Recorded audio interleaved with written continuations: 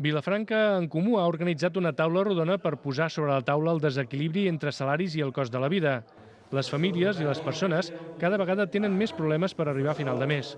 Aquesta és una situació que va a més i per aquest motiu els comuns van organitzar aquest dimecres una taula rodona a l'Escorxador sota la pregunta de per què es parla d'una bona situació econòmica i d'una reducció de l'atur i, en canvi, els treballadors perden poder adquisitiu. Ens preguntem si és problema dels salaris, que són baixos a casa nostra, si és només problema dels salaris o és degut a més problemes. No?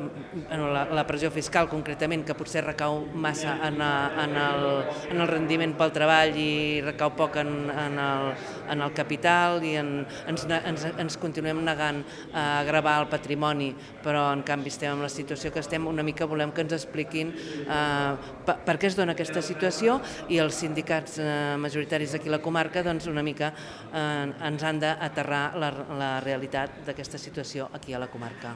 A l'acte hi participaven l'economista i professor jubilat de la Universitat Autònoma de Barcelona, Albert Recio, el secretari d'Igualtat i Salut Laboral de la UGT a la comarca, Òscar Rajols, i el responsable de serveis jurídics de Comissions Obreres a la comarca, Pol Mena. La conclusió dels ponents és que per revertir la situació calen polítiques socials i redistribuir la riquesa mitjançant polítiques fiscals.